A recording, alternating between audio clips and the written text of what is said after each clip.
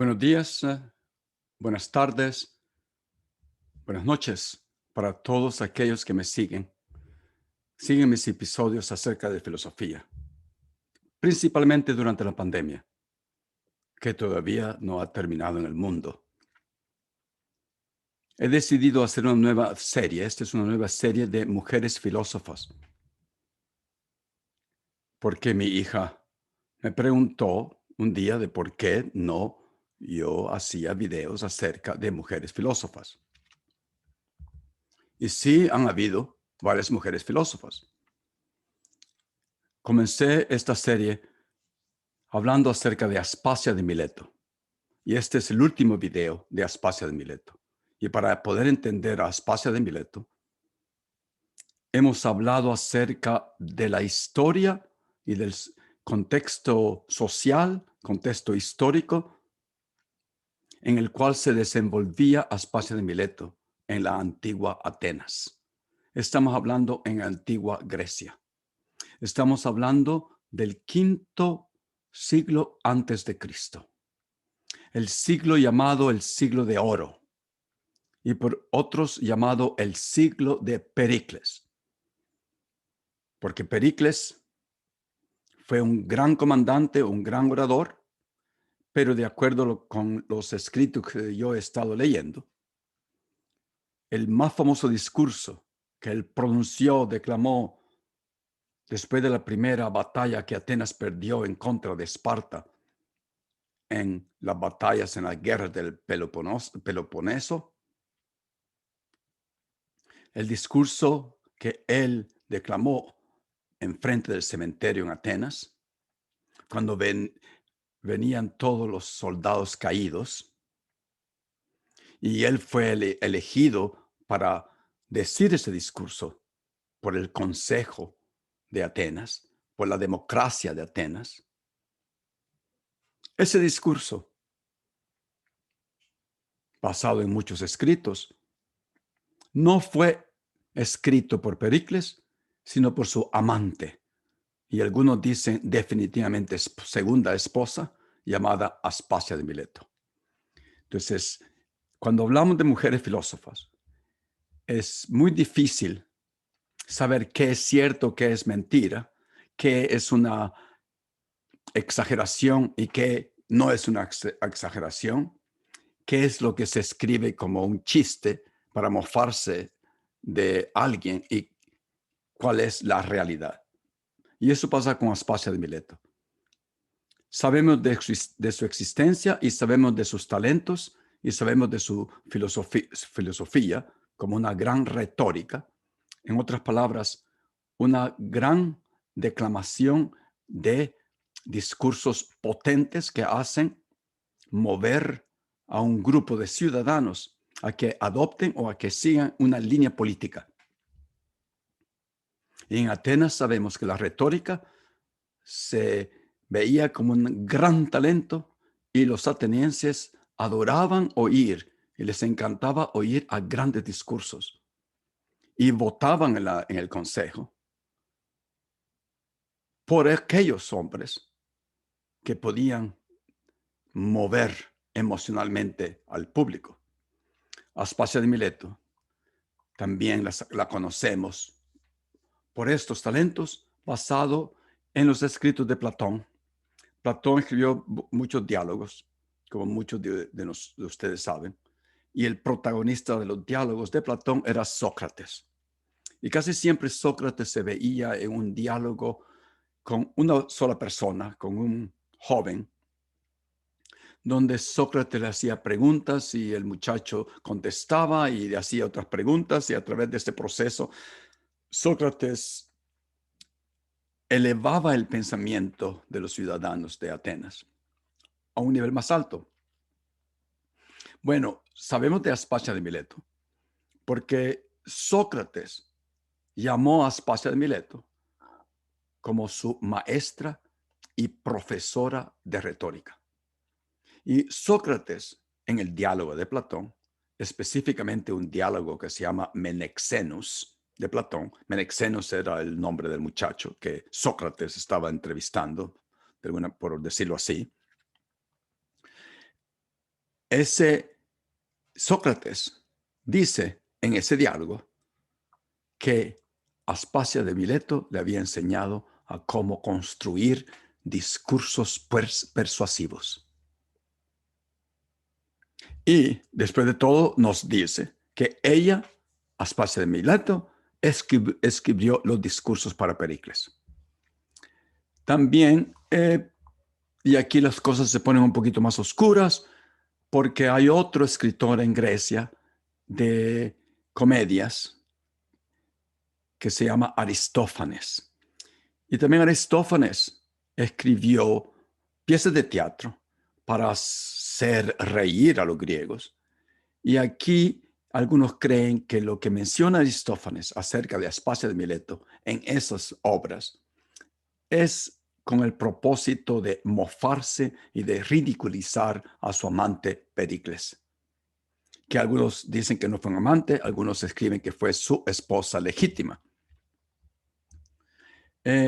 También estos escritos y estos escritores antiguos recogen en sus escritos que Aspasia podría haber sido una prostituta, que la gran Madonna, la gran dame, que dirigía o era la dueña de un burdel, en Grecia a estas mujeres la llamaban etairas. No, es como una cortesana de la antigua Grecia. Pero muchos dudan que no es cierto. Pero que estos, como Aristófanes, escribían esta cosa en contra de las mujeres, como sabemos nosotros, que muchas veces las mujeres que están detrás de grandes hombres se ven como una manera no apropiada para que el hombre se reluzca en frente de un público basado en su mujer. Pero eso pasa muy seguido.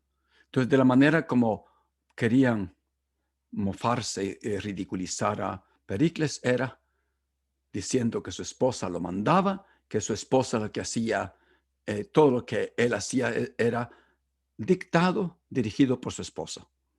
Y todavía esas cosas pasan en uno de los, en estos momentos. Pues no es de extrañar que uno oye cuando hay algunos amigos juntos, tal vez jugando a las cartas allá en Puebla o tal vez en El Salvador, juntos, y dice, me tengo que ir para la casa. ¿Qué es lo que contestan tus amigos, los otros? Contestan diciendo, ¿qué? ¿Te vas a la casa? Allá en El Salvador hay un dicho, dice que tienes que ir a dar de mamar a un baby. O que entonces después de tanto, ¿quién es el que lleva el cincho en tu casa? ¿Quién es el que manda? ¿Tu mujer o tú? Entonces lo mismo en estas obras griegas, en Aristófanes, por ejemplo. Se mofaban de Pericles porque Pericles le daba un beso a su mujer antes de salir en la mañana a Aspasia de Mileto y le daba un beso al llegar en la tarde después de trabajar en el ágora. Las cosas no han cambiado mucho. Ahora, Atenas en aquel tiempo era una gran ciudad, una polis, como nos podemos imaginar en este momento a Nueva York o a París, donde todo el mundo quiere ir a visitar a Nueva York, donde todo el mundo quiere ir y para ver si desarrollan nuevos talentos y se rehace en una ciudad como Nueva York. La misma cosa pasaba en Atenas. Se veía con una gran ciudad visitada por muchos extranjeros, con muchos visitantes de afuera de las otras islas del imperio de Atenas o de las islas griegas.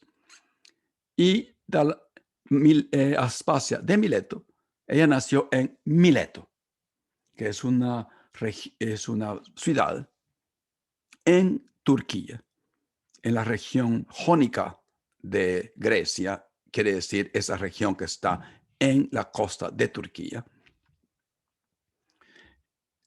Supuestamente algunos escriben que se vino para Atenas como una hermana menor de la esposa de Alcibíades, que cuando Alcibíades estaba en el destierro, Alcibíades se fue para Mileto, allá se casó, se trajo su esposa de Mileto y su esposa se trajo su hermanita para Atenas y en Atenas Pericles conoce a Aspasia de Mileto y se hace su amante. En Mileto, las personas, las mujeres crecían y se educaban conjuntamente con los muchachos, cosa que era contraria a Atenas. A Atenas las mujeres se veían como en una categoría menos que los hombres y las mujeres no podían estudiar, las mujeres no podían participar socialmente en la política. En Mileto, Aspasia de Mileto tuvo la oportunidad de participar en la política, participar en congregaciones culturales. Y ahí fue donde ella comenzó a fogarse como una retórica, como una filósofa. Llega a Atenas y no quiere compartir, como es una extranjera, no es una ciudadana de Atenas, y ella se da cuenta que la tratan de diferente manera, y ella dice, bueno, no voy a seguir los códigos y las normas sociales que son puestas a las mujeres, en contra de las mujeres, yo voy a hacer mi propia vida, y así es como es una mujer independiente en Atenas. Y no sé si es cierto que se hace una prostituta, no, pero muchos escriben que sí era una prostituta, que era la dueña del burdel. Y que Pericles llegaba a ese burdel y así fue como la conoció. Ahora, en el diálogo de Sócrates, con Menéxeno, el diálogo escrito por Platón, donde Sócrates es uno de los personajes, ese diálogo que yo leí va así. Menéxeno dice lo siguiente: ¿acaso crees que tú mismo serías capaz de hablar si fuera preciso y la elección del consejo recayera en ti? Le pregunta Menéxeno a Sócrates. El consejo era que el que elegía quién iba a hablar, así como eligieron a Pericles para que diera el discurso fúnebre. Y Sócrates le contesta, en efecto, Menéxeno, nada de extraño tiene que yo también sea capaz de hablar, pues casualmente tengo como profesora, como maestra de retórica, a una mujer muy experta en la retórica, que precisamente ha formado a muchos otros excelentes oradores y a uno en particular que sobresale entre los de Grecia, llamado Pericles, hijo de Jantipo. Así como conocemos que Aspasia de Mileto, por la boca de Sócrates, fuera una gran retórica, profesora, no solo para Sócrates, pero para muchos otros políticos de Atenas. Yo he visto muchas pinturas en los museos de Europa donde muestran a Sócrates hablando con Aspasia de Mileto. En otras pinturas de Europa muestran como Sócrates, amigo íntimo de Alcibíades, llega a sacar a Alcibíades, que era un gran mujeriero, y lo saca del burdel y le dice: Alcibíades, vete, salte de aquí, que lo que tienes que hacer es pensar cómo vamos a ganar la guerra. Hay varias pinturas. Si ustedes buscan en la internet de Aspasia de Mileto, van a ver pinturas, grandes, inmensas pinturas de Sócrates con Aspasia, Sócrates con Alcibíades. Después Menexenos contesta, ¿quién es ella? Y Menexeno dice, oh, por supuesto, es evidente que estás hablando de Aspasia, ¿no? Y Sócrates le contesta, sí, estoy hablando de ella. Ok, hay algunas acusaciones en contra de Aspasia. Como siempre hay acusaciones en contra de las mujeres que no son ciertas. Pero la acusaron de muchas cosas. Tuvo que ir a la corte en el Ágora. Pericles tuvo que defenderla. Y lo acusaron primero, de que Pericles se metió a defender a Mileto, de donde venía Aspasia, en contra de la isla de Samos. ¿Por qué? Aspasia venía de Mileto. La acusaron de ser la dueña del burdel y que lo que ella hacía era traer muchachitas que eran vírgenes, que eran ciudadanos y libres al su burdel para que Pericles viniera y se acostara con ellas. Todo eso fueron acusaciones, calumnias en contra de Aspasia de Mileto, porque Aspasia de Mileto era demasiado poderosa. Es bien interesante saber que el nombre de Aspasia de Mileto significa felicidad. Ninguna otra mujer en Atenas osaba relucirse enfrente de un público como Aspasia de Mileto. Por supuesto que los escritores, los otros políticos conservadores iban a estar en contra de Pericles, y de la única manera para hacerle el daño a Pericles era acusando a lo que más él quería y amaba, que era Aspasia de Mileto. Han habido libros escritos del gran amorío, como el amor perfecto entre Pericles y Aspasia de Mileto. Y calumniando a Aspasia de Mileto, era como hacían sufrir a Pericles. Pericles, en la corte, de la única manera que pudo salvar a su amante es llorando en frente de todos los jurados. Llorando, llorando, mucho. Y por eso que Aspasia de Mileto no fue condenada. Y porque también la acusaban de ser de impiedad. Y lo que quería decir eso es que Aspasia de Mileto supuestamente no participaba en el debido culto de los dioses de Atenas. Y ese delito era bastante fuerte. Cuando se acusaba a alguien de impiedad, como Sócrates después fue acusado. Ya sabemos qué le pasó a Sócrates. Ya sabemos lo que le iba a pasar a Aspasia de Mileto si perdía el juicio, pero Pericles la pudo salvar. Así que Aspasia de Mileto la conocemos en su vida, pero obras así propiamente dichas, escritas por ella, no existen. Yo preferí errar en favor a Aspasia de Mileto. No la veo como una prostituta, no la veo como la dueña del burdel, aunque pudo haber sido. La veo como una mujer fuerte, inteligente, poderosa, filósofa, experta en la retórica, y la veo sentada, me imagino sentada tal vez una noche, tal vez en la cama, con Pericles, hablando del día siguiente, del gran discurso que Pericles tenía que declamar en frente de todo Atenas, y diciéndole: oye, Pericles, oye, mi amor, yo tengo este discurso que he escrito, que creo que sería perfecto para que tú lo declamaras. Y Pericles lo lee y dice: esto está perfecto, yo lo voy a declamar mañana. Así me lo imagino. Ahora, ese discurso de Pericles fúnebre es tan famoso, y en Estados Unidos los políticos lo han citado muchas veces. Los grandes políticos, estamos hablando de Abraham Lincoln en su discurso de Gettysburg, donde la introducción de Abraham Lincoln es inspirada por la introducción del discurso fúnebre de Pericles.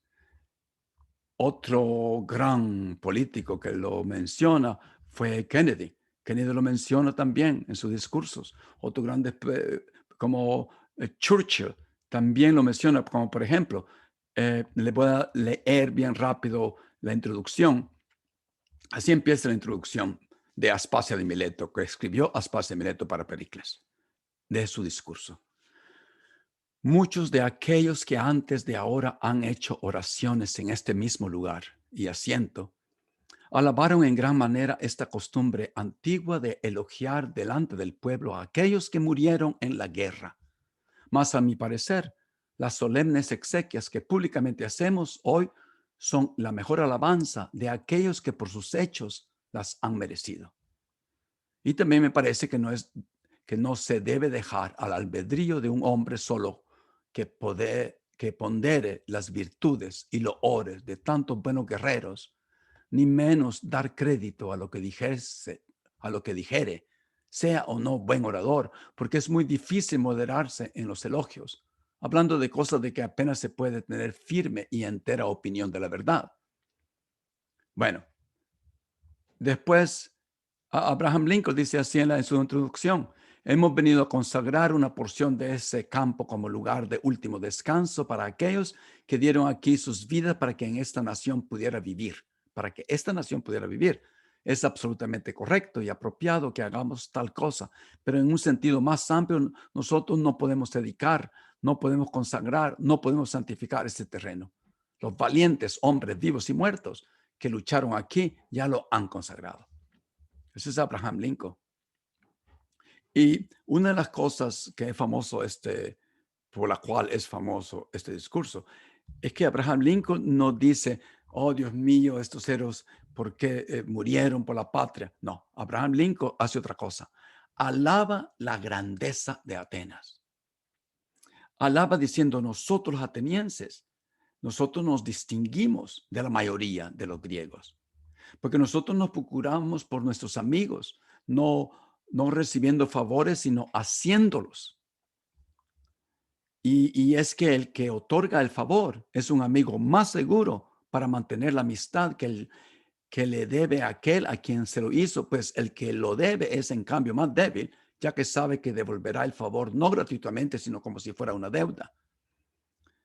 Y dice, nosotros somos diferentes, porque quiero que todos sepamos, que sepa toda la nación, toda Atenas, quiéranos bien o quiéranos mal, que por la supervivencia y el triunfo de la libertad hemos de pagar cualquier precio, sobrellevar cualquier carga, sufrir cualquier penalidad, acudir en apoyo de cualquier amigo y oponernos a cualquier enemigo. Bueno, ese es Kennedy hablando, parecido exactamente a lo que dice Pericles. Hay otros grandes oradores que han imitado a Pericles. Por ejemplo, Pericles dice lo siguiente: estos varones os ponemos delante de los ojos, dignos ciertamente de ser imitados por vosotros, para que conociendo que la libertad es felicidad y la felicidad libertad, no rehuyáis los trabajos y peligros de la guerra. Bueno, Winston Churchill, como acabo de mencionar, a los británicos en su primer discurso después que fue elegido primer ministro, dice casi muy parecido. Él habla con las famosas palabras de sangre, sacrificio, sudor, lágrimas. Está en la Segunda Guerra Mundial. Y después, no, Pericles dice, terminamos aquí, váyanse todos para su casa.